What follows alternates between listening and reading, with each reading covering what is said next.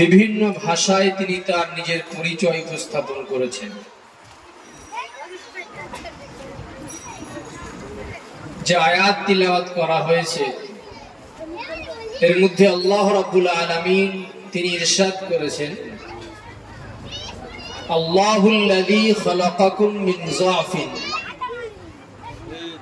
আল্লাহ তিনি যিনি তোমাদেরকে দুর্বলতা থেকে সৃষ্টি করেছেন। মানে আমরা সৃষ্টির সূচনা পর্বে ছিলাম অত্যন্ত দুর্বল। হাল আতা আলাল ইনসানি হিনুম মিনাদ দাহরি লাম ইয়াকুন শাইয়্যান মাযকুরা। আল্লাহ পাক কোরআনে বলেছেন, তোমাদের উপর দিয়ে কালের এমন একটা সময় অতিবাহিত হয়েছে যখন তোমরা উল্লেখযোগ্য কিছুই ছিলে না। তারপরে আল্লাহ পাক মাতৃগর্ভে খালকাম বাদা খালকিন, মানে পর্যায়ক্রমে ধীরে ধীরে ক্রমান্বয়ে স্তরে স্তরে এক একটা পর্যায় অতিক্রম করে মিন মাইন মাহিন, ঘৃণিত এক ফোঁটা জলবিন্দু থেকে ফি যুলুমাতিন সালাস, তিনটে অন্ধকারে আল্লাহ পাক এক ফোঁটা জলবিন্দু থেকে পৃথিবীর শ্রেষ্ঠ সৌন্দর্য সৃষ্টি করেছেন। লাকাদ খালাকনাল ইনসানা ফি আহসানি তাকওয়িম। আল্লাহ পাক অত্যন্ত জোর তাগিদ দিয়ে বলেছেন, নিঃসন্দেহে আমি মানুষকে সুন্দরতম অবয়ব, পরিকাঠামো, আকার আকৃতি, রূপ লাবণ্য এই সব কিছু দিয়ে সৃষ্টি করেছি মায়ের গর্ভে। যে ব্যক্তি 60-70 বছর ধরে মূর্তি পূজা করেন এবং তিনি মূর্তি নির্মাণ করেন, এমন একজন অভিজ্ঞ মূর্তি নির্মাতা, তাকেও যদি বলা হয় রাত্রেবেলায় লাইট নিভিয়ে দেব, আপনি আপনার 70 বছর অভিজ্ঞতা দিয়ে অত্যন্ত সুন্দর করে সুবিন্যস্ত ভাবে সুন্দর রং করে দৃষ্টিনন্দন একটা মূর্তি নির্মাণ করে দেখান, তিনি অক্ষমতা প্রকাশ করবেন, অপারগতা প্রকাশ করবেন যে আমার পক্ষে সম্ভব নয়। হয় প্রকাশ্যে দিবালোকে সূর্যের আলোতে, কিংবা রাত্রেবেলা হলে স্পষ্ট কোন আলো এর ব্যবস্থা না করলে আমার পক্ষে একটা সুন্দর মূর্তি নির্মাণ করা, সুবিন্যস্ত ভাবে তার রং করা সম্ভব নয়। আমার আল্লাহ রাব্বুল আলামিন তিনি তিনটি আধারের ভিতরে পৃথিবীর সবচেয়ে সৌন্দর্য, শ্রেষ্ঠ সৌন্দর্য মানুষকে সৃষ্টি করছেন। আল্লাহ বলছেন, তোমাদেরকে দুর্বলতা থেকে আমি সৃষ্টি করেছি। আমরা প্রথম পর্যায়ে অত্যন্ত দুর্বল ছিলাম, এক ফোঁটা জলবিন্দু, সেখান থেকে মাতৃগর্ভে আস্তে আস্তে রক্তে পরিণত হলো, মাংসপিণ্ডে পরিণত হলো, সেই তার থেকে আবার আস্তে আস্তে অস্থি তৈরি হলো, হাড় তৈরি হলো, দেহপিঞ্জরা তৈরি হলো, তার উপরে মাংসের আবরণ চড়ানো হলো, চামড়ার আবরণ চড়ানো হলো। শেষে আল্লাহ রাব্বুল আলামিন জড় পদার্থের ভিতরে তার কুদরত, তার আদেশ প্রাণ সঞ্চার করলেন। জড় একটা মাংসপিণ্ড আস্তে আস্তে নড়তে শুরু হলো। মায়ের গর্ভে নির্দিষ্ট একটা সময় অবস্থান করার পরে মাতৃগর্ভ থেকে ছোট্ট একটা দুর্বল শিশু সন্তান পৃথিবীর আলো বাতাসে চোখ মেলে তাকায়। এখনো আমরা দুর্বল, স্বেচ্ছায় নিজ ইচ্ছায় আমরা কিছু খেতে পারি না, ক্ষুধা লাগলে আমরা বলতে পারি না, কিন্তু আল্লাহ রাব্বুল আলামিন আস্তে আস্তে এই দুর্বলতাকে শক্তি দিয়ে আস্তে আস্তে আমাদের লালন পালন করেন। সুম্মা জাআলা মিন বাদি যাফিন কুওয়া, এই দুর্বলতার পরে আমি তোমাদেরকে শক্তি দিই। মানে একটা বাচ্চা শিশু থেকে কিশোর হয়, শৈশব থেকে কৈশোরে পদার্পণ করে, তারপরে যৌবনে পদার্পণ করে। মানব জীবনের যৌবন কাল, তারুণ্যের সময়, এটা হলো সবচাইতে ভাইটাল, গুরুত্বপূর্ণ একটা তাৎপর্যপূর্ণ সময়। এটাই হলো সুম্মা জাআলা মিন বাদি যাফিন কুওয়া, দুর্বলতার পরে আল্লাহ শক্তি দিয়েছেন। আবার আল্লাহ বলছেন সুম্মা জাআলা মিন বাদি কুওয়াতিন যাফা ওয়া শাইবা, শক্তি দেওয়ার পরে আমি আল্লাহ আবার তোমাদেরকে দুর্বল করে দিই, তোমরা বার্ধক্যে উপনীত হও। তাহলে আমরা এক সময় শিশু থাকি, কিশোর থাকি, তারপরে যৌবনে পদার্পণ করি, আবার যৌবন উত্তাল তরঙ্গে দোল খেতে খেতে আমরা এক সময় আমাদের জীবন সূর্য পশ্চিম দিগন্তে ঢলতে শুরু করে, আবার আমরা দুর্বলতার দিক থেকে এগিয়ে যাই, শক্তি হারিয়ে ফেলি।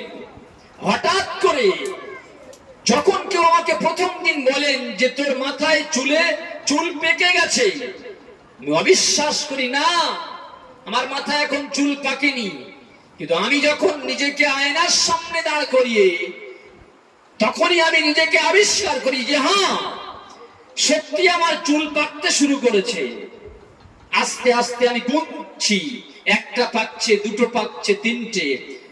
সময়টা তো এগিয়ে যায়, আমি যখন গণনা ছেড়ে দিই, আস্তে আস্তে দৃষ্টিশক্তি আমার লোপ পায়, ভালোভাবে দেখতে পাই না, চশমার আশ্রয় নিতে হয়। আবার এই চশমার আস্তে আস্তে পাওয়ারটাও বাড়াতে হয়। একটা সময় এমন আসে, শ্রবণ শক্তি আমাদের দুর্বল হয়ে যায়, চলন শক্তি দুর্বল হয়ে যায়, বলন শক্তি দুর্বল হয়ে যায়। এক সময় আমার খাদ্যের লিস্টের তুলনায় আমার ঔষধের লিস্টটা বেশি হয়ে যায়। যেখানে যাই আমার সঙ্গে ঔষধ রাখার প্রয়োজন বোধ হয়। তো আল্লাহ পাক কেন এমন করলেন?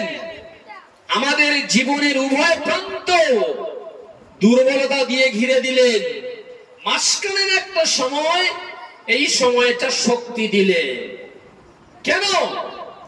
ইয়াখলুকু মা ইয়াশা, আল্লাহ বলছেন আমি যা ইচ্ছা তাই সৃষ্টি করতে পারি।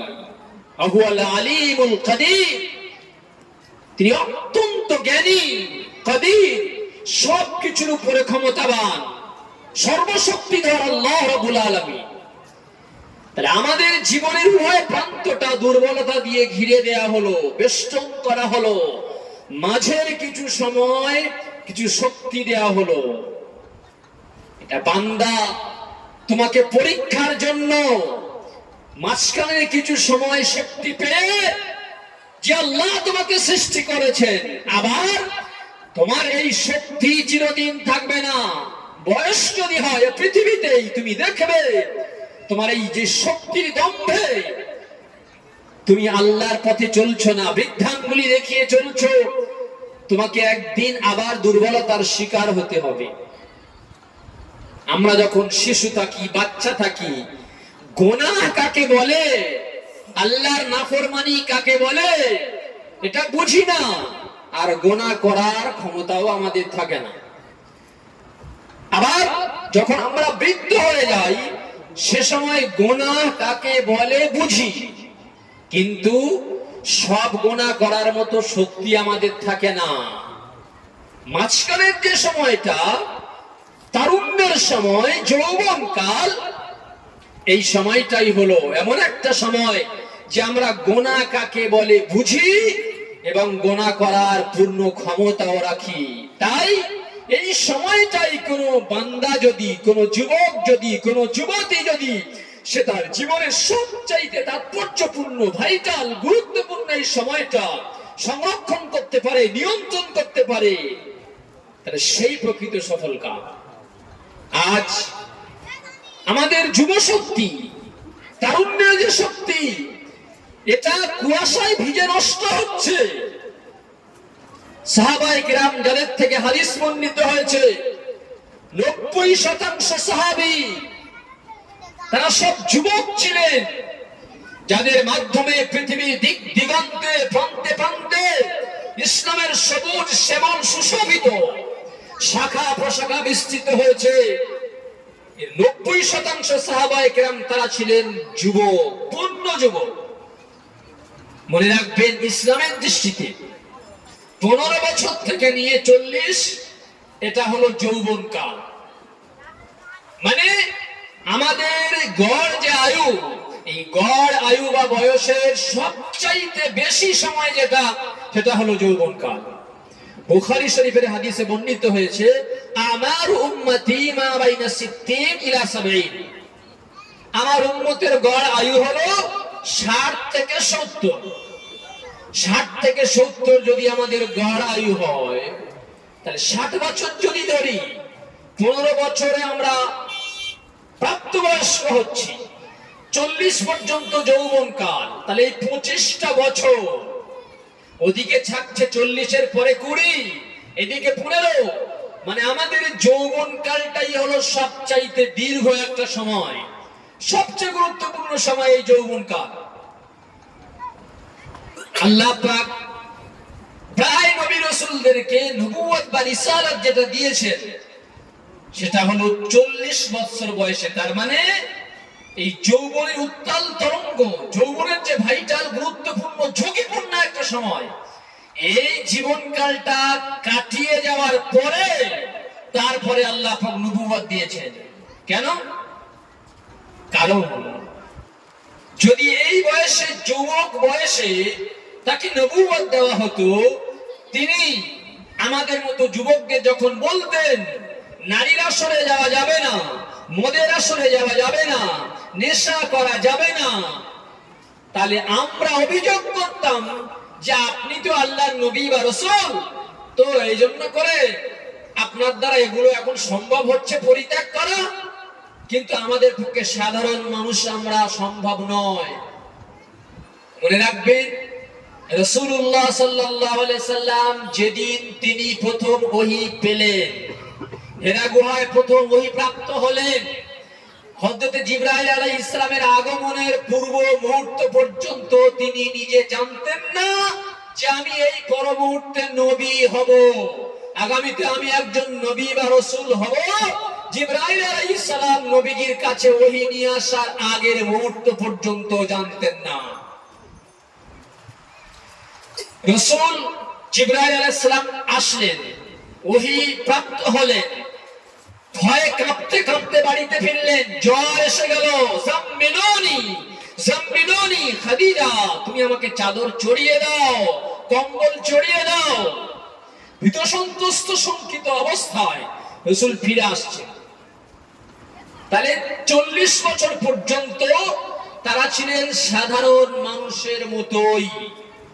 তারপরেও তারা কিন্তু শরীয়ত পরিপন্থী কোন বিষয়ে লিপ্ত হননি। আল্লাহর বিশেষ রহমত ছিল, কিন্তু এই যে একটা হিকমত বা রহস্য, যেন তিনি নবী হওয়ার পরে যে সমস্ত বিষয় নিষেধ করবেন বা আদেশ করবেন, কারো যেন এই হিম্মত না হয় যে আজকে তুমি আমাদেরকে বলছো এটা চলবে না, ওটা চলবে না, তুমি নিজেই তো আমাদের সঙ্গে অমুক জায়গায় ছিলে, ওই কাজটা করেছিলে। কোন নবী বা রাসূলের জীবনের কোন সকাল, কোন বিকাল, কোন সন্ধ্যা, কোন রাত, কোন মিনিট, কোন সেকেন্ড এমন নেই যার দিকে মানুষ আঙুল তুলে বলতে পারবে যে তুমি তো আমাদের সঙ্গে এই অপকর্মে লিপ্ত ছিলে। তাহলে নবী রাসূলদের জীবনের ভাইটাল যে সময়টা, ঝুঁকিপূর্ণ আর গুরুত্বপূর্ণ সময় যেটা, যৌবন কালটা তারা সাধারণ মানুষ হিসাবেই ছিলেন। এটা মেসেজ হলো যে সাধারণ মানুষ হয়েও এটা সম্ভব যে গুনাহ থেকে বেঁচে থাকা যায়, মদ থেকে বেঁচে থাকা যায়, জুয়া থেকে বেঁচে থাকা যায়, মিথ্যা থেকে বেঁচে থাকা যায়, নারী থেকে বেঁচে থাকা যায়, দৃষ্টি সংযত রাখা যায়। এসব কিছু একজন যুবকের জন্য সম্ভব। সম্ভব যদি না হয়, আল্লাহ পাক অসম্ভবের কোনো কিছু আদেশ করেন না। লা ইকাল্লিফুল্লাহু নাফসান ইল্লা উসআহা। আল্লাহ পাক কাউকে তার সাধ্যাতীত ক্ষমতার বাইরে কোনো কিছু বিধান চাপিয়ে দেন না। সবকিছু দৃষ্টান্ত আল্লাহ কোরআনে তুলেছেন। ইব্রাহিম আলাইহিস সালাতু ওয়াস সালাম, তিনি জন্ম নিচ্ছে এমন একটা পরিবেশে যার চারিদিকে কুফরের ঘনঘাটা অন্ধকার। মূর্তি পূজার রমরমা বাজার। আব্বা নিজেই মূর্তি পূজারী, মূর্তি নির্মাতা। একজন মূর্তি নির্মাতার বাড়িতে জন্ম নিয়েছেন তিনি। আস্তে আস্তে সে দূষিত একটা পরিবেশে তিনি সেখানে বেড়ে উঠছেন। কিন্তু তার সুষ্ঠু প্রদত্ত জ্ঞান, বুদ্ধি, বিবেক, এটাকে তিনি কোন কাজে লাগাচ্ছেন? আল্লাহ কোরআনে এটা এজন্য বিস্তারিত ভাবে উপস্থাপন করেছেন যে পৃথিবীর যুবকদের জন্য শিক্ষা। সামিনা ফাতান ইয়াযকুরু আলিহাতা। আল্লাহ কোরআনে বলছেন যে ইব্রাহিম আলাইহিস সালাম একজন যুবক ছিলেন। একজন যুবক তিনি দেখছেন যখন রাতের আকাশকে আলোকিত করে ক্ষুদ্র ক্ষুদ্র নক্ষত্র মহাকাশকে সুসজ্জিত করে তুলছে, তিনি বলে উঠছেন, হাদা রাব্বি, বোধ হয় এটাই আমার রব, প্রতিপালক। যখন সেটা অস্ত যাচ্ছে, তিনি বলছেন, না, রব বা প্রতিপালক এ আবার অস্ত যায় কেন? ফালাম্মা রাআল কমারা বাযিগা, যখন দেখলেন উজ্জ্বল একটা চন্দ্রের উদয় হচ্ছে, জ্যোৎস্না ছড়িয়ে পৃথিবীকে স্নিগ্ধ করে তুলছে, তিনি বলে উঠলেন, হাদা রাব্বি, বোধ হয় এটাই আমার রব। আবার যখন চাঁদ অস্ত গেল, তিনি বললেন, না, যারা অস্ত যায়, লা উহিব্বুল আফিলিন, তাদেরকে আমি পছন্দ করি না। ফালাম্মা রাআশ শামসা বাযিগা, যখন দেখলেন এই নক্ষত্র যেটা বাহ্যিক দৃষ্টিতে ক্ষুদ্র মনে হচ্ছে, তাদের তুলনায় একটু বড় চন্দ্র, এদের সব থেকে বড় হলো। সকাল বেলায় মহাকাশের বুক চিরে যখন উজ্জ্বল সূর্যের উদয় হচ্ছে, সারা পৃথিবীকে আলোকিত করে তুলছে, তিনি বললেন, হাদা রাব্বি হাদা আকবার, এটা তো সবচেয়ে বড়, এটাই বোধ হয় আমার রব। এইভাবে রবের অনুসন্ধান করতে করতে তিনি প্রকৃত রবের অনুসন্ধান পেয়েছিলেন। আল্লাহর পক্ষ থেকে যখন তিনি প্রকৃত জ্ঞান প্রাপ্ত হলেন, তিনি এই জ্ঞানটাকে কুক্ষিগত করে না রেখে তার কর্তব্য অনুযায়ী তার জন্মদাতা পিতা, যিনি তার হাতে গড়া মূর্তির সামনে নিজের অস্তিত্বকে নত করে দিচ্ছেন, যে আল্লাহ এই মানুষকে সৃষ্টি করেছিলেন, এই মানুষের সামনে নিষ্পাপ ফেরেশতাদেরকে বলেছিলেন, উসজুদু লিআদম ফাসাজাদু, ফেরেশতারা তোমরা সাজদা করো। আল্লাহর আদেশে আবিষ্ট হয়ে সমূহ ফেরেশতা তারা সব সাজদাবনত হয়েছিলেন। এই মানুষ, সৃষ্টির সেরা মানুষ, সে তার নিজের হাতে গড়া নিষ্প্রাণ একটা মূর্তির সামনে মাথা ঝোঁকাচ্ছে। ইব্রাহিম আলাইহিস সালাতু ওয়াস সালাম আব্বাকে দাওয়াত দিলেন, আব্বাজান, আপনি যে আকীদা বিশ্বাসের উপরে আছেন এটা ভুল, ঠিক নয়।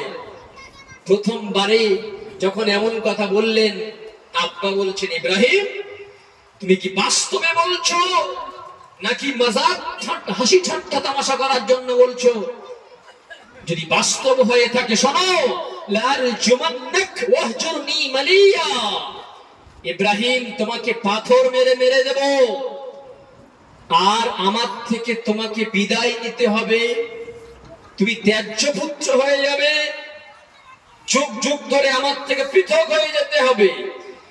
শেষ পর্যন্ত ইব্রাহিম আলাইহিস সালাম নিজের ঈমান আমাল রক্ষার তাগিদে বিভিন্ন ভাবে বুঝিয়ে সুঝিয়ে, যখন হলো না, নিজের মাতৃভূমি, নিজের বাড়ি পর্যন্ত ত্যাগ করতে হলো ঈমান রক্ষার্থে, আমাল রক্ষার্থে, জন্মভূমি ইরাক ছেড়ে তাকে ফিলিস্তিনে চলে যেতে হয়েছিল। সেখানেই তার বংশবিস্তার হয়েছিল। ফিলিস্তিন থেকে এখন বর্তমান ফিলিস্তিন যে উত্তাল হয়ে আছে, ফিলিস্তিন থেকে আবার তিনি গিয়েছিলেন আল্লাহর আদেশে, কাবা শরীফ নির্মাণ হলো, এক ছেলে সন্তান, স্ত্রীকে রেখে এসেছিলেন, ওই ইতিহাসটা অন্যদিকে যাবে। তাহলে ইব্রাহিম আলাইহিস সালাতু ওয়াস সালাম ঈমান রক্ষার তাগিদে তিনি ছিলেন একজন নওজোয়ান যুবক। অতএব আমরা যারা যুবক আছি, আমাদের এখান থেকে শিক্ষা নিতে হবে যে ঈমানের কত মূল্য। এই ঈমান রক্ষার তাগিদে প্রয়োজনে নিজের বাড়ি পর্যন্ত ত্যাগ করতে হয়েছে। আব্বা, জন্মদাতা পিতা, তিনি যখন সঠিক রাস্তায় আসছেন না, তিনি বাধ্যতামূলক পরিস্থিতিতে আব্বার সঙ্গ ত্যাগ তাকেও করতে হয়েছে। অতএব নওজোয়ান যুবক যারা আমরা আছি, বৃদ্ধ মানুষ, তারা কবরের দিকে এগিয়ে গেছে, আমরা যে যাইনি এমন নয়, আমাদের সামনে ঘটছে। এই তো 2-1 দিন আগে আমাদের কাশীপুর মোড়ে আমাদের সবার জানা আছে, ফিনফিনে নওজোয়ান দুই ভাই একসাথে অ্যাক্সিডেন্ট হয়ে মৃত্যুবরণ করলো। আমার নিজের মেজো আব্বার নাতি 1 সপ্তাহ হলো বাইকে অ্যাক্সিডেন্ট হলো, 20 বছর বয়স হয়নি, 1 সপ্তাহ পুরোপুরি ভাবে অজ্ঞান অবস্থায় গতকাল মৃত্যুবরণ করলো। নওজোয়ান যুবক আমরা পাগল হয়ে গেছি, পুরো নেশাগ্রস্তের মতো আছি, মোবাইলের প্রেমে পাগল হয়ে আছি। মোবাইল আমরা চালাই না, মোবাইল আমাদেরকে চালাচ্ছে। আমরা মোবাইলের পরিচালক নই, মোবাইল আমাদের পরিচালক। আমরা যদি মোবাইল চালাতাম তাহলে মোবাইল আমার নিয়ন্ত্রণে থাকতো। আমি রাত্রেবেলায় আমার প্রয়োজন যেটা বৈধ জিনিসটা কতক্ষণ পর্যন্ত আমার দেখা যেতে পারে দেখে রাত্রেবেলায় তাড়াতাড়ি ঘুমিয়ে পড়া, মোবাইল হাতে ধরে মোবাইল আমাকে যেদিকে নিয়ে যাচ্ছে আমি সেদিকে চলে যাচ্ছি। যতক্ষণ পর্যন্ত একটা যুবক মোবাইল ঘাঁটতে ঘাঁটতে ক্লান্ত হয়ে তার হাত থেকে মোবাইল পড়ে না যায়, সে বিছানায় তার দুটো চোখ মেলে না, এ যুবক তার মুখের দিকে তাকালে মনে হয় বৃদ্ধ হয়ে গেছে। নওজোয়ান যুবক তার শরীর হৃষ্টপুষ্ট হবে, শক্তি থাকবে কত বেশি, উৎসাহ উদ্যম থাকবে, আবেগ থাকবে। যুবকদের ভিতরে সেগুলো নেই, শক্তি হারা হচ্ছে, তারুণ্য নষ্ট হচ্ছে, যৌবন নষ্ট হচ্ছে। জীবনের সবচাইতে ভাইটাল সময়টা কোথায় কাটছে? রাত 12টা-1টার সময় দেখা যাচ্ছে রাস্তার পাশে যুবক বসে আছে, কুয়াশায় তার তারুণ্য নষ্ট হচ্ছে, যৌবন নষ্ট হচ্ছে। এ যুবক, তোমার জীবনের সবচাইতে গুরুত্বপূর্ণ সময় স্টেডিয়ামে খেলার ময়দানে নষ্ট হচ্ছে। এপিএল বিপিএল কত রকমের খেলা হচ্ছে, মোবাইলের টিভির পর্দার সামনে ঘন্টার পরে ঘন্টা তোমার জীবনের সবচাইতে গুরুত্বপূর্ণ সময় কিছু অংশ ঝরে যাচ্ছে। এখন আদম ইন্নামা আনতা আইয়াম, হে আদম সন্তান, তুমি তো জীবনের সময়ের কিছু সমষ্টি। ফাইদা যাহাবা ইয়াউমুন যাহাবা বাযুক, অতএব তোমার জীবনের একটা দিন চলে যাওয়া মানেই হলো তোমার জীবনের গুরুত্বপূর্ণ একটা অংশ ঝরে গেল। আমার বয়স যদি হয় 60 বছর, একটা বছর হয় 360 দিনে, একটা দিন হয় 24 ঘন্টায়, একটা ঘন্টা হয় 60 মিনিটে, একটা মিনিট হয় 60 সেকেন্ডে। অতএব ক্ষুদ্র ক্ষুদ্র সময়ের সমষ্টিতে আমার জীবন গড়া, তার মানেই হলো সময় নষ্ট করা মানে হলো আত্মহত্যা করা, সময় নষ্ট করা মানে হলো জীবন নষ্ট করা। এজন্য করে আমার যুবক বন্ধুদের কাছে পায়ে ধরে হৃদয় নিংড়ে কলিজা নিংড়ে কিছু কথা আমি বলে যাচ্ছি। বৎসরে একটা জলসা দেবেন, প্রথা হিসাবে দিতে হয় তাই দিচ্ছি, শুনতে হয় তাই শুনছি। আমি কাল যেমন ছিলাম যদি আজও তেমন থাকি, সেখানেই দাঁড়িয়ে থাকি, আমার জীবনে কোনো পরিবর্তন না আসে, আমি নামাজ পড়তাম না, আজও ফজরের নামাজ পড়বো না, এই যদি হয় তাহলে এগুলো অভিনয় হবে, প্রহসন হবে। এজন্য বন্ধু, সবাইকে একদিন আল্লাহর সামনে আমাদের দাঁড়াতে হবে। প্রথমেই ঠিক করতে হবে পরকাল বলে কিছু আছে না নেই। যদি মনে হয় কিছু নেই, পরকাল বলে কিছু যদি না থাকে, তার মানেই হলো মদখোর আর 5 ওয়াক্তের নামাজি দুজনের মাঝখানে কোনো পার্থক্য নেই। পরকাল যখন নেই, মদখোর আর এই নামাজি এর মধ্যে কেন পার্থক্য থাকবে?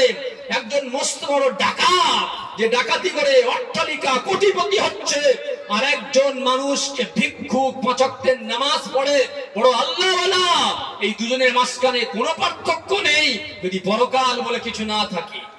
যার জোর তার বল। আমি একজন বিশ্ববিখ্যাত ডাকাত, আমার এই কাজটা যে খারাপ আপনি যুক্তি দিয়ে প্রমাণ করাতে পারবেন না। কি যুক্তি আছে? আমি তো সুখেই আছি, কেউ কষ্ট পাচ্ছে, অসুবিধা কি?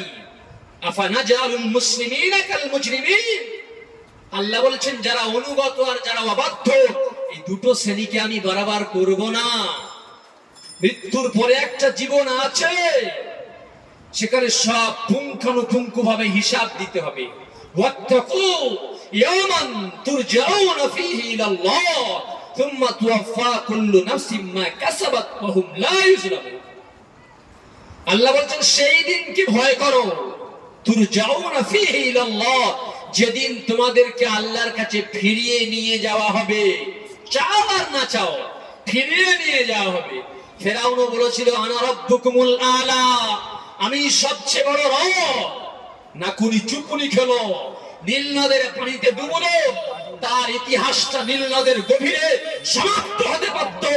আল্লাহ রাব্বুল আলামিন সেই সমুদ্রের গভীর থেকে তার লাশটা তুলে ফেরাউনের ইতিহাসটা পৃথিবীর বুকে সংরক্ষণ করলেন। কেন? কিয়ামত পর্যন্ত মানুষের সামনে এটা একটা দৃষ্টান্ত হয়ে থাকবে। সমুদ্রের গভীরে তলিয়ে যেতে পারত, এই ইতিহাসটা হারিয়ে যেতে পারত। আল্লাহ পাক এই ইতিহাসটা সংরক্ষণ করেছেন, শুধু কোরআনের পৃষ্ঠায় নয়, তার বডিটা পর্যন্ত সংরক্ষণ করে রেখেছেন আজ পর্যন্ত। মানুষ কিসের গর্ব, কিসের অহংকার? তোমাকে ফিরে যেতে হবে। সুম্মা তুওয়াফা কুল্লু নাফসিন মা কাসাবাত ওয়া হুম লা ইউজলামুন। তারপরে প্রত্যেককেই পুঙ্খানুপুঙ্খ ভাবে তার সবকিছু বুঝিয়ে দেওয়া হবে, পাওনা দিয়ে দেওয়া হবে, মোটেই জুলুম করা হবে না। আজকে আমাদের এই সিদ্ধান্ত নিতে হবে পরকাল বলে কিছু আছে না নেই। যদি বলেন আছে, ও আলোচনায় পরে আসছি। যদি বলেন নেই, তাহলে মসজিদের উন্নতি কল্পে জলসার কোনো প্রয়োজন নেই। কেন এত টাকা খরচ করে পাথর লাগানো হয়েছে? সব বড় বড় কুড়ুল নিয়ে আসুন, বড় বড় হাতুড়ি নিয়ে আসুন, মসজিদগুলো ভেঙে দেওয়া হোক। আখিরাত বলে কিছু যদি না থাকবে, এসব করে কি হবে? আজ আমরা বাবরি মসজিদ হাতছাড়া হয়েছে, বিভিন্ন মসজিদের উপর অভিযোগ আসছে, আমাদের রক্ত গরম হচ্ছে, কিন্তু এদিকে নামাজ পড়ার সময় মসজিদ খালি। পরকাল বলে আছে কিছু না নেই, এটা আজকে আমরা বোঝার চেষ্টা করব। মৃত্যুর পরে কোনো জীবন আছে না নেই? আমরা যে মুসলমান সাধারণত জুমার দিনে হাজিরা দিচ্ছি, ঈদের ময়দানে হাজিরা দিচ্ছি, জলসা হচ্ছে, দানের কথা বললে উদ্বুদ্ধ হয়ে কিছু দিচ্ছি। এখন পুরোপুরি জুটছি না, ডাল ধরে আছি। তার মানে হুজুরেরা এত বলছে, তার মানে কিছু একটা মনে হয় হবে।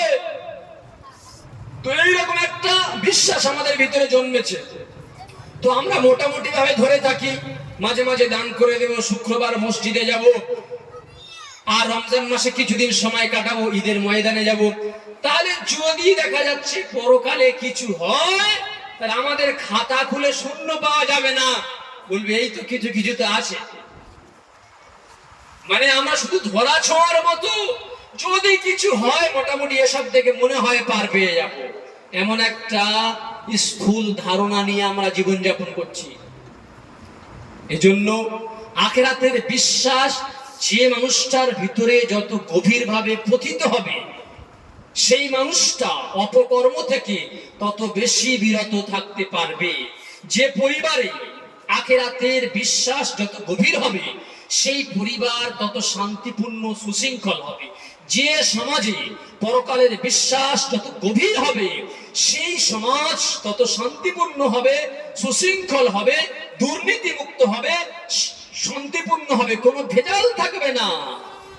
যে রাষ্ট্র সেখানেও বেশি আল্লাহর ভয় থাকবে, আখিরাতের ভয় থাকবে, সে রাষ্ট্র দুর্নীতিমুক্ত হবে।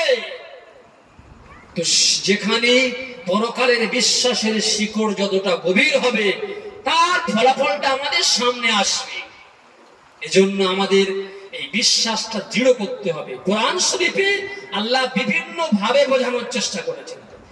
একজন ব্যক্তি কবরস্থান থেকে একটা পুরনো পচা হাড় নিয়ে নবীজির সামনে এসে দুটো আঙুল দিয়ে চুটকি মেরে চূর্ণ বিচূর্ণ করে দিয়ে বলছে, মুহাম্মদ তুমি তো বলো মৃত্যুর পরে একটা জীবন আছে, তো কিভাবে সম্ভব? এই দেখো হাড় চূর্ণ বিচূর্ণ হয়ে যাচ্ছে, পচে গেছে, গলে গেছে। তো এর থেকে আবার কিভাবে একটা মানুষ জীবন্ত হবে? আল্লাহ রাব্বুল আলামিন জিবরাইল আলাইহিস সালামকে পাঠালেন, যাও জিবরিল, তুমি উত্তর নিয়ে যাও। وضرب لنا مثلا ونسي خلقه قال من يحيي العظام وهي رميم। আল্লাহ পাক বলে পাঠাচ্ছেন, যাও, মানুষ আমার সামনে উদাহরণ দেয়, সে তার নিজের অস্তিত্বের সূচনা পর্বটা ভুলে গেছে। ওয়ানাসিয়া খালকা, কিভাবে সৃষ্টি হলো?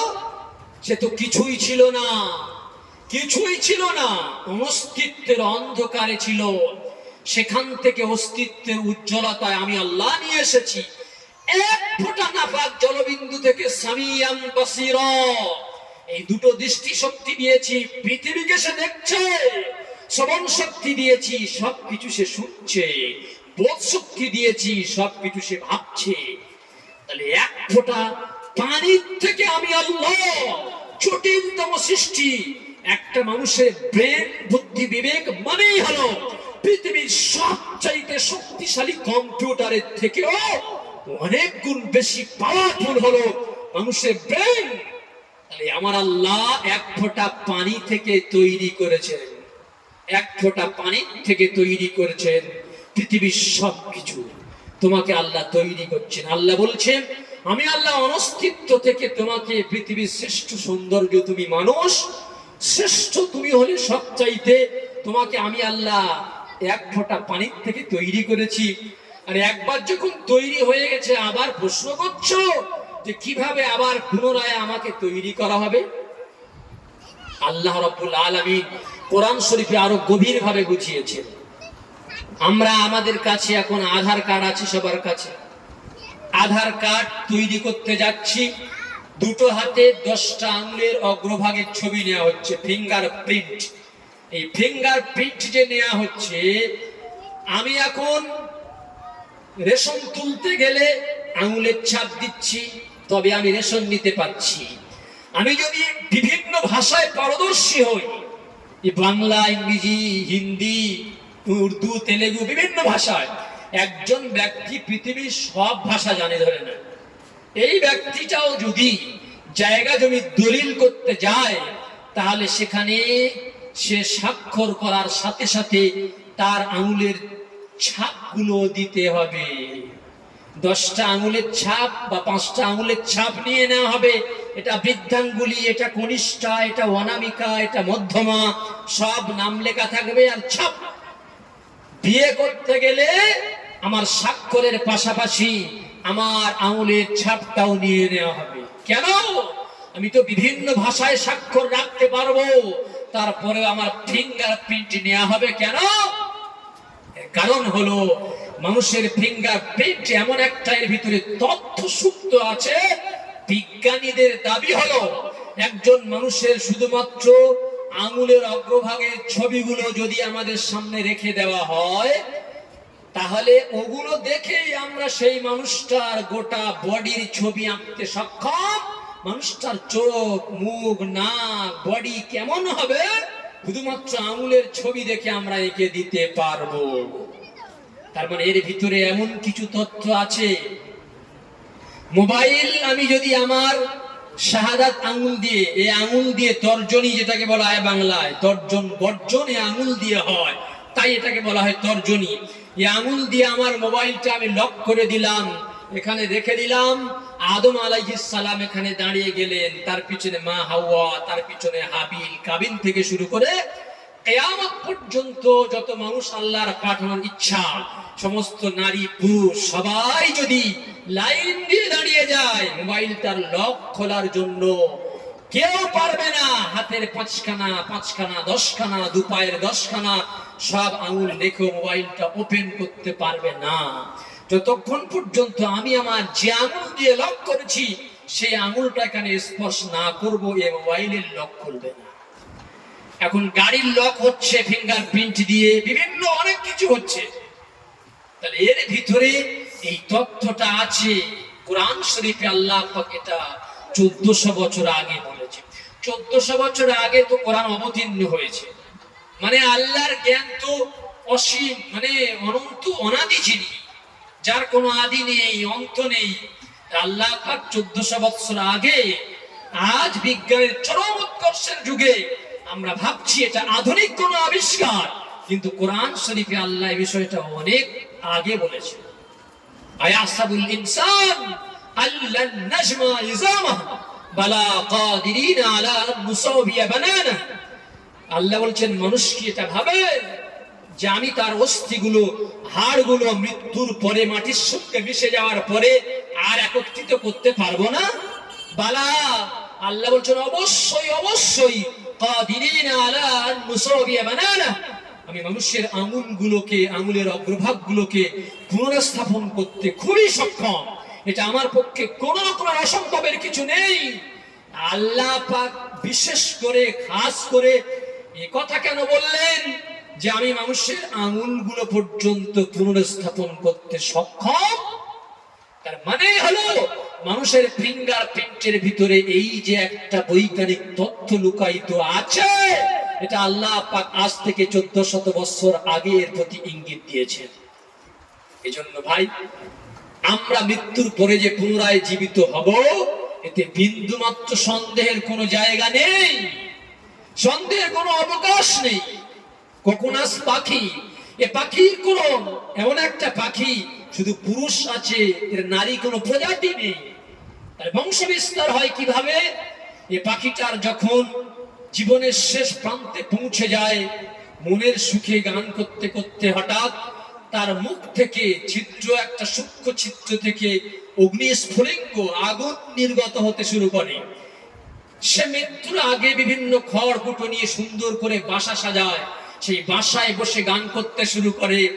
আগুন বেরিয়ে সে আগুনে তার ঘরটা পুড়ে যায়, আর সে নিজেই সেই আগুনে দগ্ধ হয়ে মৃত্যুবরণ করে।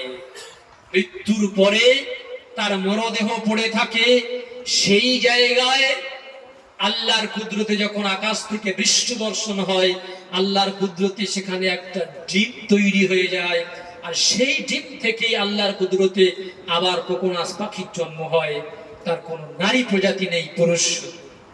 বিজ্ঞান না কোরআন, 500 খণ্ডে পুস্তক, এর মধ্যে কোরআন শরীফের সঙ্গে হাদিস থেকে এ সমস্ত তথ্যগুলো বর্তমান আধুনিক বিজ্ঞানের সব বিষয়গুলো নিয়ে উপস্থাপন করা হয়েছে। আমরা মুসলমান, আমাদের হাতে যে কোরআন আছে, আমাদের কাছে যে হাদিস আছে, আমরা বুঝি না, পড়াশোনা করি না, চেষ্টা করি না। সবচেয়ে মূল্যবান সম্পদ তো আমাদের কাছে আছে, অথচ আমরা নিজেদেরকে মনে করি আমরা কাঙাল, কিছু নেই। নির্ভুল, অভ্রান্ত জ্ঞানের ভান্ডার যদি থাকে, একমাত্র মুসলমানদের হাতেই আছে। মা ফাররাতনা ফিল কিতাবি মিন শাই, আল্লাহ কোরআনে বলেছেন মানব জীবনে প্রয়োজনীয় কোন জ্ঞান, কোন বিষয়ের কথা আমি আল্লাহ কোরআনে উল্লেখ করতে ছাড়িনি। ইন্না হাযাল কুরআন ইহদি লিল্লাতী হিয়া আকওয়াম, নিঃসন্দেহে কোরআন সহজ, সরল, সঠিক, নির্ভুল, অভ্রান্ত পথের দিশা দেখায়। এজন্য ভাই, মৃত্যু পরবর্তী একটা জীবন আছে। তাই নওজোয়ান বন্ধু, আমরা একটু সজাগ হই। 7 যুবক, সূরাতুল কাহফে আল্লাহ পাক 7টা যুবক, যারা নবী ছিলেন না, রাসূল ছিলেন না, তারা যুবক ছিলেন, সাধারণ যুবক।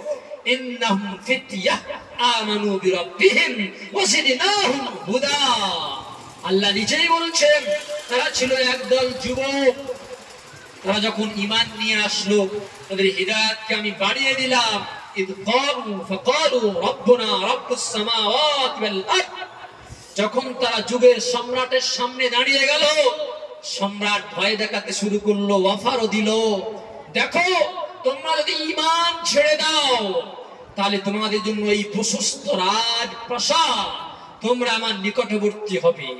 যদি তোমরা ঈমান না ছাড়ো, তাহলে তোমাদের অবস্থা কায়েল করে দেয়া হবে। নওজোয়ান 7 জন যুবক ঈমান বাঁচানোর তাগিদে তারা এই প্রশস্ত রাজপ্রাসাদকে ছেড়ে দিয়ে, গুহার সংকীর্ণ জীবনটা প্রাধান্য দিয়ে তারা সেখানেই চলে গিয়েছিল। আল্লাহ পাক নিজের কুদরত দেখিয়েছেন, 300 বৎসর ঘুমন্ত অবস্থায় রেখেছিলেন। ইতিহাস কোরআন শরীফে আল্লাহ উল্লেখ করেছেন, 7 জন নওজোয়ান যুবক তাদের সেই যৌবনটাকে কোথায় কাটিয়েছে? ঈমান বাঁচানোর তাগিদে যৌবন কালটা তারা কোথায় কাটাচ্ছে? গুহার সংকীর্ণ জীবনে। অতএব যুবক, আমরা আমাদের জীবনের যে সময়গুলো হেলায় কাটিয়ে দিচ্ছি, বেকার নষ্ট করে দিচ্ছি, নিজেই নিজের জীবনের উপরে কুঠারাঘাত হানছি। এর উপরে আমাদের সুস্থ বিবেক নিয়ে ভাবতে হবে, আমার করণীয় ছিল কি আর বর্জনীয় ছিল আমি করছিটা। কোরআন শরীফে আল্লাহ রাব্বুল আলামিন ইউসুফ আলাইহিস সালাতু ওয়াস সালামের ঘটনাটা উল্লেখ করার শুরুতেই বলেছেন, নাহনু নাকুসু আলাইক আহসানাল কসাস। আল্লাহ ঘটনা শোনানোর আগে বলছে, হে নবী, আমি আপনার কাছে আহসানাল কসাস মানে সবচেয়ে সুন্দর। আল্লাহ যে ঘটনাকে সবচেয়ে সুন্দর বলেন, তার চেয়ে সুন্দর আর হতে পারে না। ওমান আসদাকু মিনাল্লাহি কিলা, আল্লাহর চেয়ে সত্যবাদী আর কে? আল্লাহ যে বলছেন সুন্দর, এর মানে এটা নয় যে শুনতে ভালো লাগবে না। কোরআন হুদাল লিন্নাস, মানুষকে সঠিক পথের দিশা দেখানোর জন্য পৃথিবীতে এসেছে। অতএব কোরআন গল্প শোনাতে আসেনি, ঘটনা শোনাতে আসেনি। একজন মানুষের জীবনে, প্রকৃত মানুষ হতে গেলে পার্থিব জীবনে, পৃথিবীতে শান্তিপূর্ণ জীবন গঠনে কি কি ভূমিকা রাখতে হবে, তার জন্য যে শিক্ষার প্রয়োজন, সেই গভীর শিক্ষা আল্লাহ কোরআনে দিয়েছেন। পৃথিবীতে শান্তিপূর্ণ জীবন কাটানোর পরে পরকালের অনন্ত অসীম জীবনে সে কিভাবে মুক্তি অর্জন করবে, এর অভ্রান্ত দিশা আল্লাহ কোরআনে দিয়েছে। তাই আল্লাহ যে বলছেন ইউসুফ নবীর ঘটনা হলো সবচেয়ে সুন্দর, তার মানে হলো এর ভিতরে গভীর শিক্ষা আছে। আমি আপনাদের সামনে দুই একটা বিষয় তুলবো, যেটা যুবক বন্ধুদের জন্য।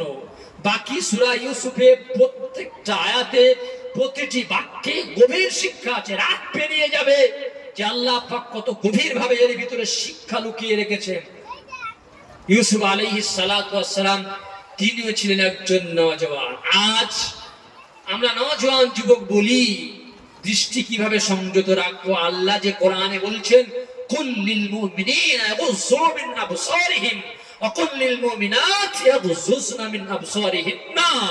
নবী, আপনি মুমিন পুরুষ আর নারী উভয় শ্রেণীকে বলে দেন, তারা যেন নিজ নিজ দৃষ্টি সংযত রাখে। আমরা বলবো কিভাবে সম্ভব? রাস্তায় বেরোলে বেপরদায় নারী, স্কুলে গেলে বেপরদায় নারী, কলেজে গেলে বেপরদায় নারী, বাজারে গেলে বেপরদায় নারী, সব জায়গায় পর্দাহীনা নারী। তাহলে আমরা দৃষ্টি সংযত রাখবো কিভাবে? হাদিসে রাসূল বলেছেন, প্রথম দৃষ্টি যেটা তোমার অনিচ্ছাকৃত দৃষ্টি পড়ে গেল, ওটা তো তোমার জন্য মাফ, কিন্তু তারপরে তাকিয়ে থাকা যাবে না, দ্বিতীয়বার দৃষ্টি ঘুরিয়ে দেখা যাবে না, তোমার জন্য গুনাহ হবে।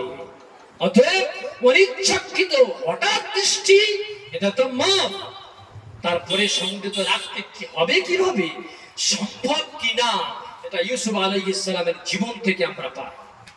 আমরা জানি ইউসুফ আলাইহিস সালাতু ওয়াস সালাম মিশরের একজন মন্ত্রীর বাড়িতে অবস্থান করছিলেন, সেখানে জীবন যাপন করছিলেন। ছোট অবস্থায় ভাইদের চক্রান্তে, ভাইরা চক্রান্ত করে তাকে গুহায় নিক্ষেপ করলো। আল্লাহ পাক সেখান থেকে নিজ কুদরতে গুহার কুয়ায় নিক্ষেপ করলো। সেই কুয়ার থেকে তিনি রাজ দরবারে পৌঁছেছিলেন। তার আগে মিশরের মন্ত্রীর বাড়িতে অবস্থান করছিলেন।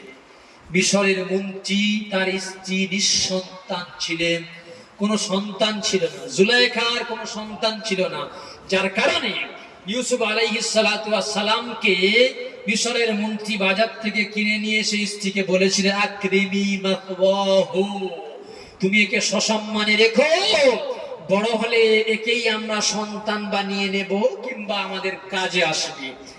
তাই নিঃসন্তান ছিলেন মন্ত্রী। মন্ত্রী মানেই হলো মন্ত্রিত্বের কাজ সামলানোর জন্য তাকে রাজ দরবারে যেতে হতো। তাহলে বাড়িতে কে? বাড়িতে তার একজন সুন্দরী স্ত্রী। আর ইউসুফ আস্তে আস্তে সে বাড়িতে বেড়ে উঠেছেন নওজোয়ান একজন যুবক। তাহলে একজন যুবতী সুন্দরী নারী আর একজন যুবক একটা বাড়িতে অবস্থান হচ্ছে, আর এ নারী নিজের দিকে আকৃষ্ট করার জন্য আল্লাহ কোরআনে বলেছেন আগাল্লাকাতিল আবওয়াব ওয়া ক্বালাত হাইতা লাক। ইউসুফকে নিজের দিকে আকৃষ্ট করার জন্য দরজা জানালা সবগুলো বন্ধ করে দিল। ওয়া ক্বালাত হাইতা লাক, এবং জুলাইখা নিজেই বলল, ইউসুফ তুমি চলে এসো, আমার মনের বাসনা পূর্ণ করো, তোমার মনের চাহিদা তুমি পূর্ণ করো। এই যে আল্লাহ পাক বলছেন এই ঘটনা ঘটেছে, তো আল্লাহ কোরআনে কত সূক্ষ্মভাবে বলেছেন। এটা বলেননি যে মিশরের মন্ত্রীর স্ত্রী বা জুলাইখা এই নাম নিয়ে বলেননি, কোন মহিলা এটা করেছে এটা বোঝাতে গিয়ে আল্লাহ বলেছেন অরাওয়াতাতুল্লাতি হুয়া ফি বাইতিহা, ওই মহিলাটা যে মহিলার বাড়িতে ইউসুফ আলাইহিস সালাম থাকতেন, তার মানে যে বাড়িতে থাকতেন অন্য কেউ নেই, নিঃসন্তান, মানে চাইলে তিনি অনেক কিছু করতে পারতেন, উপযুক্ত একটা পরিবেশ ছিল। একজনের বাড়িতে আছেন আর একজনের বাড়িতে গিয়ে পরকীয় সম্পর্ক করছে এমন নয়। আল্লাহ বলছেন ও বাড়িতে ইউসুফ থাকতো আর ও মন্ত্রী নিঃসন্তান ছিল, উপযুক্ত একটা পরিবেশে, এবং ওই নারী নিজেই দরজা জানালা বন্ধ করে নিজেই গোনার প্রতি আহ্বান জানালো। তারপরে ঘটনা ঘটলো কি, জুলাইখা নিজেই স্বীকার করেছে। ইউসুফ আলাইহিস সালাতু ওয়াস সালাম তিনি ভাবছেন যে আল্লাহ কোন জায়গায় ফেসে গেলাম, কোন জায়গা, এটা থেকে বাঁচতে হবে। আল্লাহর কাছে তিনি দোয়া চাইলেন।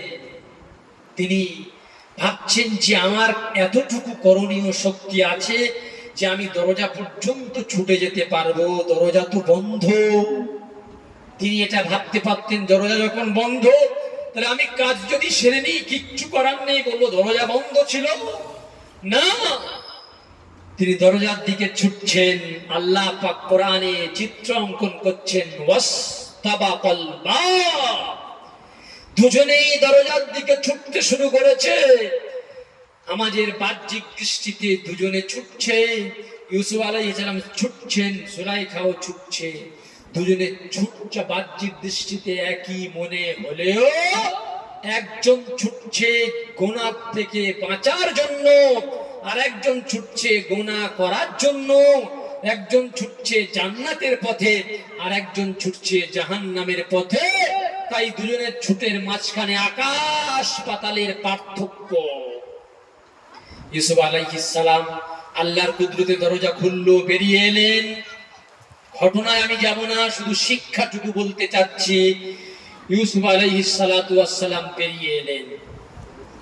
এটা তো আর চাপা থাকে না, যা দৃষ্টিতে পড়েছে এ এক কান দুকান হতে হতে গোটা শহরে ছড়িয়ে পড়লো, গোটা শহরে ছড়িয়ে পড়লো। وقال نسوة في المدينة امرأة العزيز تراود فتاها عن نفسه।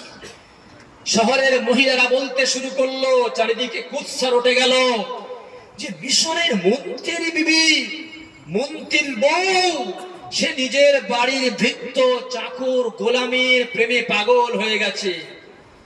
কি একটা বড় দুর্নাম যে নিজের বাড়ির চাকরের প্রেমে পাগল হয়ে গেছে। চারিদিকে এই কুৎসার উঠলো। জুলাইখার যখন কর্ণগোচর হলো যে আমার নামে চারিদিকে এরকম রই রই রব উঠেছে, জুলাইখা সমুচিত জবাব দেওয়ার জন্য শহরের সমস্ত মহিলাদেরকে দাওয়াত দিলেন।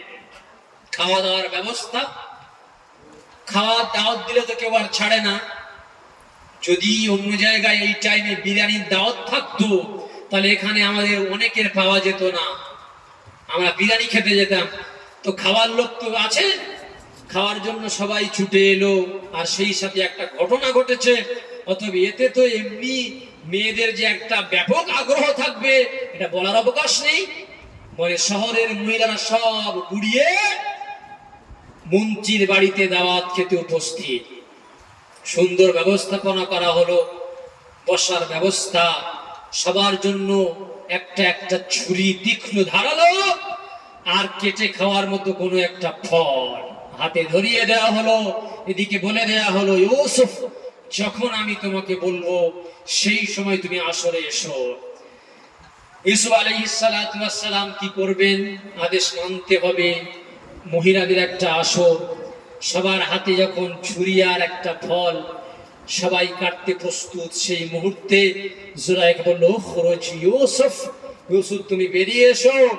ইউসুফ আলাইহিস সালাম যখন আসরে প্রবেশ করলেন, ফালাম্মা রাআইনাহু আকবারনাহু ওয়া কুলনা হাশা লিল্লাহ মা হাযা বাশার। মহিলারা বলতে শুরু করলো, এক পলক সবে দেখা, জীবনের প্রথম ইউসুফ আলাইহিস সালামকে দেখছেন, আগে কখনো দেখেননি।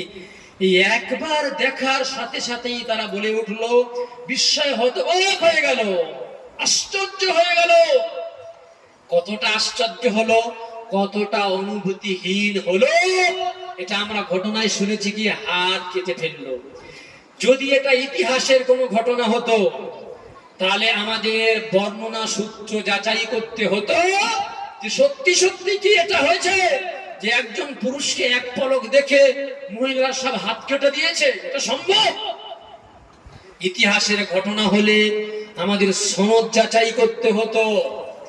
যদি হাদিসেরও ঘটনা হতো তো হাদিসের ক্ষেত্রে আমাদের সনদ বা বর্ণনা সূত্র যাচাই করতে হতো যে বর্ণনাকারীগুলো সব ঠিকঠাক, সত্যবাদী না মিথ্যাবাদী। এগুলো যাচাই করার পরে সিদ্ধান্ত নিতে হতো যে হ্যাঁ সত্যি সত্যি হাত কেটেছে না কাটেনি। আল্লাহ রাব্বুল আলামিন এই অবকাশ রাখেননি, তিনি নিজেই কোরআন শরীফে মোহর লাগিয়েছেন যে কেউ যেন অস্বীকার করে না বসে। এটা একটা বাস্তব ঘটনা যে ইউসুফ আলাইহিস সালাতু ওয়াস সালাম তাকে দেখে বিস্ময় হতবাক হয়ে গিয়ে সত্যি সত্যি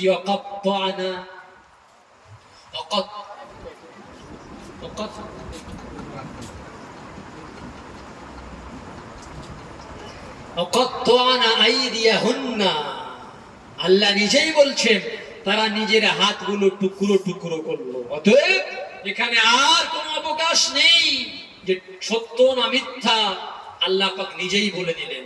এজন্য ভাই আমি যেটা এখন বলতে যাচ্ছি, হাত যখন কেটে ফায়ার হলো, একবার মাত্র দেখে হাতের দিকে তাকিয়ে যখন দেখছে রক্তে রক্তাক্ত, ঠিক এই সুবর্ণ সুযোগে জুলাইখা বলে উঠলো, ফাযালিকুন্নাল্লাযী লুমতুন্নানি ফি। শোনো শহরের মহিলারা, তোমরা অনেকটা উৎসাহ নিয়ে আমার বাড়িতে সব উপস্থিত, তো আমার ব্যাপারে যে কুৎসা রটাচ্ছিলে এই সেই পুরুষ যাকে এক পলক দেখে তোমাদের হাতগুলো টুকরো টুকরো করেছো।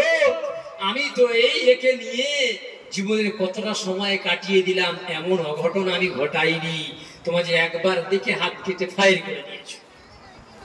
আমি কি বলতে চাচ্ছি, যখন এই ঘটনা ঘটলো সব মহিলারা একযোগে ইউসুফ আলাইহিস সালামকে বলতে শুরু করলো, ইউসুফ শোনো, তোমার এই মুনিব তোমাকে যে কথা বলে তোমার মেনে নেওয়া দরকার। আর ঠিক এই মুহূর্তে জুলাইখা বলে উঠলো যে হ্যাঁ আমি নিজেই একে নিজের প্রতি আকৃষ্ট করতে চেয়েছি, কিন্তু ইউসুফ নিজেকে পবিত্র রেখেছে, নির্দোষ। এবং সেখানেই সে হুমকি দিল, যদি আগামীতে আমার কথা না শোনো তাহলে তোমাকে জেলখানায় দেব, কঠিন শাস্তি দেওয়া হবে। এইবারে ইউসুফ আলাইহিস সালাম কি বলেছিলেন, আমি এই কথাটাই বলার জন্য এতক্ষণ আপনাদের শোনালাম। ইউসুফ আলাইহিস সালাম তখন বলেছিলেন, রব্বি আসসিজনু আহাব্বু ইলাইয়া মিম্মা ইয়াদউনানি ইলাইহি। যে আল্লাহ, এই মহিলারা যে গুনার দিকে আমাকে আহ্বান জানাচ্ছে, এই গুনাহে যেন আমি লিপ্ত না হই। প্রয়োজনে এই গুনাহ থেকে বাঁচতে যদি আমার বাকি জীবনটা জেলখানায় কাটিয়ে দিতে হয়, যে জেলখানায় যাওয়ার হুমকি দিচ্ছে, তো আমি আমার বাকি জীবনটা জেলখানায় কাটাতে প্রস্তুত আছি, রাজি আছি। আসসিজনু আহাব্বু ইলাইয়া, জেলখানাটা আমার কাছে বেশি পছন্দনীয়, মিম্মা ইয়াদউনানি ইলাইহি, যে গুনার দিকে এরা আমাকে ডাকছে তার থেকে। আমাদের একটা নারী অফার করলে সবকিছু উজাড় করে দিই।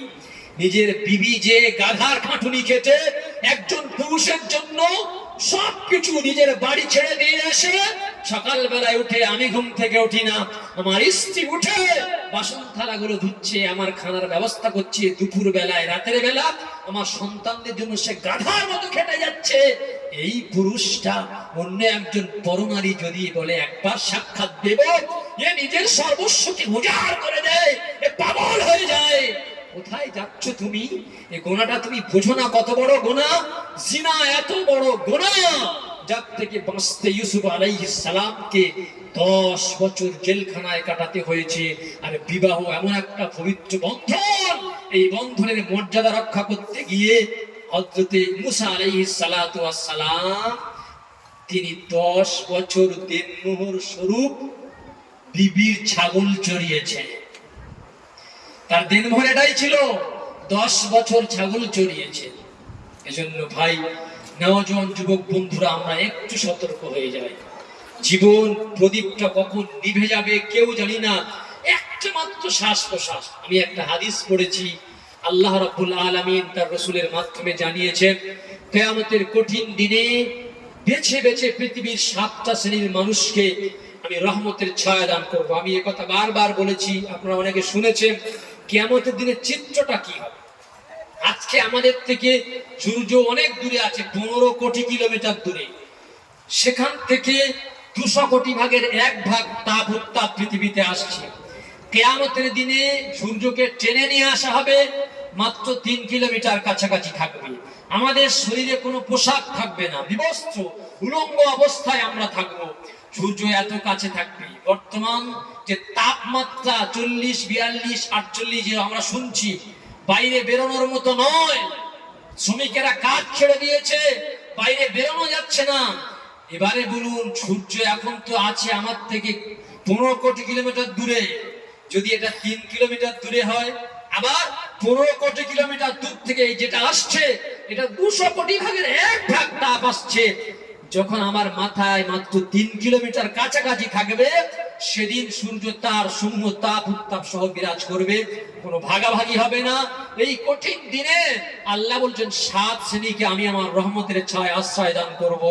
তার মধ্যে একটা শ্রেণী হলো শাবুন নাশা ফি ইবাদাতিল্লাহ, যে নওজোয়ান যুবক যুবতী আল্লাহর ইবাদতে যৌবন কালটা কাটিয়েছে। আর একটা শ্রেণী হলো রাজুলুন কলবুহু মুআল্লাকুম ফিল মাসাজিদ, ওই মানুষ যার হৃদয়টা মসজিদের সঙ্গে সম্পৃক্ত থাকে, মসজিদের সঙ্গে সম্পৃক্ত থাকে, মসজিদকে সে ভালোবাসে। রাসূল বলেছেন, মান বানা লিল্লাহি মাসজিদান বানাল্লাহু লাহু বাইতান ফিল জান্নাহ, যে মসজিদকে ভালোবাসে, মসজিদের সঙ্গে সম্পর্ক রাখে, যদি মসজিদ একটা নির্মাণ করে দেয়, আল্লাহ তার জন্য জান্নাতে একটা ঘর তৈরি করবেন। জান্নাতে ঘর জাহান্নামীর হয় না, অতএব এটা জান্নাতি হওয়ার একটা সুসংবাদ। আমি ভাবছি, হুজুর বলেছেন একটা মসজিদ তৈরি করে দিলে তবে ঘর করা হবে জান্নাতে। আমার তো সামর্থ্য নেই, কিভাবে একা একটা মসজিদ তৈরি করব। নবীজি বলেছেন, মান বানা লিল্লাহি মাসজিদান কামাফহাসি কাতাতিন, কেউ যদি ছোট্ট পাখির বাসা পরিমাণ একটা মসজিদ তৈরি করে দেয়, তার জন্য আল্লাহ জান্নাতে ঘর তৈরি করবেন। আমরা ভাবছি, নবীজি কি পাগল হয়ে গেছেন? পাখির বাসার মতো কি আর মসজিদ হয়?